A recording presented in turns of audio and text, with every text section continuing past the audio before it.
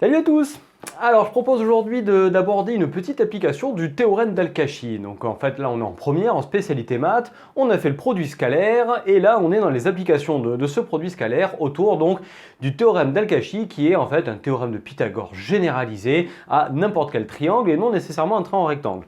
Donc pour commencer, on peut tout à fait aller voir une petite démonstration de cours et explication de ce théorème qui vous le présente et qui dit voilà ce que c'est, son cadre d'application et la démonstration du fameux théorème d'Al-Kashi. Là, le but est de le mettre en application dans un premier temps calcul de longueur, puis ensuite calcul d'angle. Allez, regardons de suite cet exo. Donc on propose un triangle ABC dont la longueur AB vaut 5, AC vaut 4 et l'angle entre AB et AC vaut 30 degrés. On nous demande de calculer la longueur BC, puis ensuite les valeurs approchées au degré près des deux autres angles, c'est-à-dire l'angle en B et l'angle en C.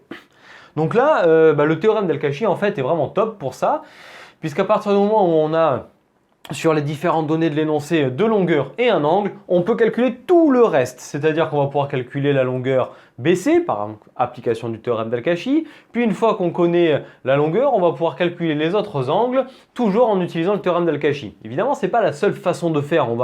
On pourrait très bien utiliser le produit scalaire tout court et le fait de jongler entre ces différentes formules, notamment celle avec les normes le cos, puis celle avec uniquement les normes, pour calculer les autres angles et la longueur. Donc ça, c'est tout à fait possible et vous pouvez d'ailleurs vous entraîner à le faire. C'est-à-dire que sur cette vidéo, moi, je vais vous proposer la correction au travers du théorème d'Al-Kashi.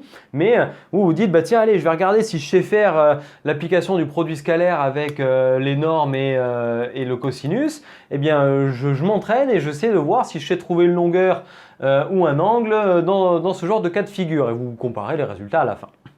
Bon allez, c'est parti, on commence et on veut regarder donc la longueur BC. Donc comment est-ce qu'on la calcule?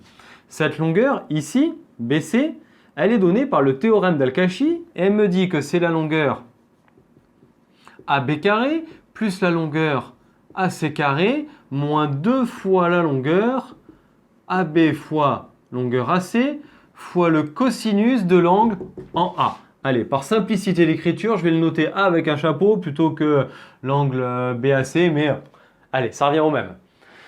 Donc en fait, ceci étant écrit, donc je vous rappelle que le théorème d'Al-Kashi c'est ça, et bien on voit qu'on a toutes les données pour pouvoir faire ce calcul. Donc maintenant, eh bien je vais remplacer, ça va me donner AB carré, donc 5 au carré 25, plus AC carré, donc 4 au carré 16, moins 2 fois 4 fois 5 fois le cosinus de 30.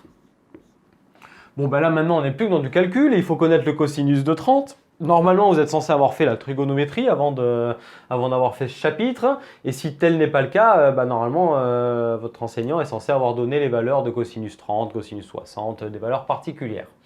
Donc là, on va partir du principe que vous connaissez ces valeurs. Hein. Donc ça fait 25 plus 16. Alors, 25 plus 16 moins 4 fois 5, 20 et 20 fois 2, 40. Et le cosinus de 30, le cosinus de 30, ça vaut racine de 3 sur 2. Ça, il faut le savoir. Donc maintenant, il n'y a plus qu'à regrouper en fait tout simplement ça, à simplifier le 40 et le 20, et puis on mettra la racine carrée et on sera bon quoi. Donc ici, on se retrouve avec BC carré qui est égal à donc 41 moins, allez, on va simplifier, 40 divisé par 2, 20, racine de 3. Donc on en conclut le résultat en appliquant la racine carrée, donc BC égale racine de 41 moins 20 racine de 3. Hop, allez, on a trouvé BC, ça c'est sa valeur exacte. On peut prendre une calculette et regarder la valeur approchée pour voir si avec 4, 5, on trouvait 70 ici, il y aura un petit souci. Donc on va regarder et on va taper, on va voir ce que ça donne. Donc 41 moins 20 racine de 3, hop, on tape ça et on trouve environ 2,52. BC environ égal à 2,52.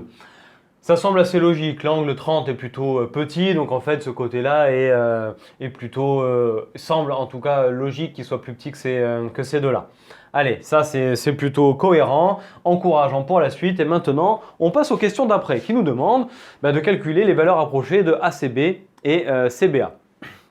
Donc en fait, il faut que j'essaie de trouver une formule du théorème d'Al-Kashi, en fait, encore, dans lequel interviennent l'angle C ou l'angle B.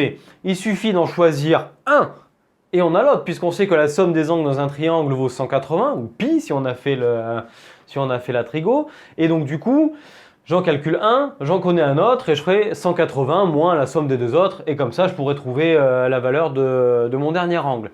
Donc, peu importe celui qui est choisi, il faut bien en choisir un et on aura le résultat. Donc je vous propose d'aller nous centrer en B, d'aller choisir CBA et ensuite de faire intervenir la formule d'Al-Kashi en conséquence.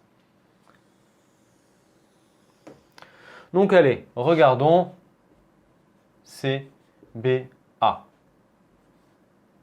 Qu'est-ce qui peut valoir? Que l'on va noter l'angle B comme tout à l'heure dans un souci d'écriture. Donc en fait là, on cherche l'angle B. L'angle B, eh bien, on voit tout simplement que c'est l'angle qui est ici et qui est situé en face de AC. Donc en fait, il serait judicieux de prendre notre théorème d'Al-Kashi avec AC carré.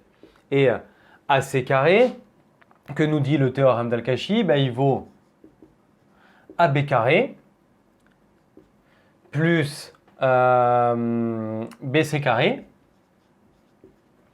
moins 2 AB fois BC fois le cosinus de l'angle B. Donc en fait, nous, ce qu'on veut chercher à isoler, c'est cette partie-là, c'est le cosinus de l'angle B. Donc en fait, on va faire passer ça de l'autre côté et diviser, et on va tomber sur ce que l'on cherchait. On a donc AC carré moins AB carré moins BC carré que l'on divise par 2AB fois BC, mais négatif, qui vaut le cosinus de B. Donc je suis peut-être un peu allé vite pour certains. J'ai pris ça, je l'ai amené à gauche, ça me fait AC carré moins AB carré moins BC carré. Et après, j'ai divisé par moins 2AB fois BC. Allez, par un souci d'écriture, on va remonter le moins en multipliant par moins 1 en haut et en bas. Et on va obtenir l'expression littérale de cos B. Donc je vous conseille toujours de mener l'écriture littérale jusqu'au bout. C'est toujours plus pratique pour la correction de votre prof a priori. Donc AB carré plus BC carré moins AC carré divisé par 2AB fois BC. En multipliant par moins 1 en bas, ça a enlevé le signe. En multipliant par moins 1 en haut, ça a changé tous mes signes. J'ai donc choisi d'écrire ce qui était positif en premier et le moins AC carré après. Maintenant, il n'y a plus qu'à remplacer, et puis on met ça dans la calculatrice, et après, c'est elle qui va nous donner le résultat en faisant l'Arcos. Donc, ça fait AB carré 25, plus BC carré, celui qu'on a trouvé tout à l'heure. Il ne faut pas s'être trompé, quoi. Plus 41, moins 20 racine de 3. Moins AC carré, moins 16. Divisé par 2 fois AB, donc 2 fois 5, 10. Et BC, celui qu'on a ici, racine de 41 moins 20, racine de 3. Tac, tout ça sous la racine. Allez, on peut regrouper tout ça. On va mettre ensuite dans la calculatrice notre calcul et on va voir ce qu'elle nous donne. Donc, je rappelle avec la fonction Arcos. Donc maintenant, on a B qui est égal à Arcos de tout ce calcul, c'est-à-dire de 50 moins 20 racine de 3 divisé par 10 racine de 41 moins 20 racine de 3. allez, je l'accorde, j'ai pas fait un gros effort de simplification. On aurait pu factoriser par 10, simplifier ça, éventuellement multiplier par la racine en haut et en bas. Mais là, c'est pas l'objet de faire un beau calcul. Si ton prof le fait, bah écoute, hein, va au bout. Mais là, moi, je te propose de taper Arcos là-dedans et on va avoir le résultat. Donc, hop, hop. Donc maintenant, on vérifie bien que la calculatrice est réglée en degrés et non en radians, sinon on va avoir l'angle en radians. Et ça me donne 52,4775, donc environ égal à 52,4775, 8, 4 et ainsi de suite. Bon, j'en ai marqué autant, il n'y a pas besoin, c'est juste pour regarder ce qu'on me demande. Ensuite, au degré près, je regarde ce chiffre, c'est strictement plus petit que 5, donc 52, soit B égale 52 degrés au degré près. Allez, on a 2 angles sur 3, et bien il n'y a plus qu'à trouver le dernier, C. Eh bien on sait que celui-ci va être égal à 180 moins la somme des deux angles, c'est-à-dire l'angle A et l'angle C. A moins B. 180 moins 52 moins 30. Hop. 180 moins 30 moins 52. Ce qui nous donne 98. Donc, c'est égal 98 degrés. Et l'arrondi ayant déjà été fait avant, on l'a déjà au degré près. Donc voilà, bon là on a utilisé au final la calculatrice ici pour donner une valeur rapprochée de cette racine. Je rassure, je ne sais pas faire ça de tête. Et ensuite, ici, l'angle au travers de l'arcos de ça. Et donc du coup, on fait attention à pas laisser sa calculatrice en radian et à s'assurer qu'elle est bien en degrés pour obtenir ensuite cet angle et faire les deux autres. Donc là, on a vu comment appliquer le théorème d'Al-Kashi pour calculer d'une part une longueur, puis d'autre part deux angles, en tout cas un. Et ensuite l'autre avec la somme des angles dans un triangle.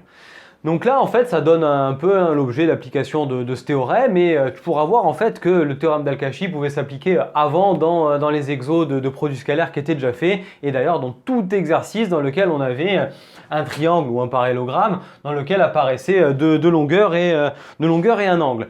Donc j'espère que tu es arrivé à bien comprendre ce qu'on a fait ici et que cette vidéo t'a plu. Hein. Si tel est le cas, merci de nous lâcher le petit pouce, ça fera toujours plaisir. Puis à t'abonner à la chaîne pour avoir les notifications donc en activant la cloche. Puis à nous suivre sur le net, sur nos réseaux sociaux Facebook et Instagram. Et puis d'ici à la prochaine vidéo, je te souhaite une très bonne journée et je te dis à très bientôt. Allez, ciao à tous!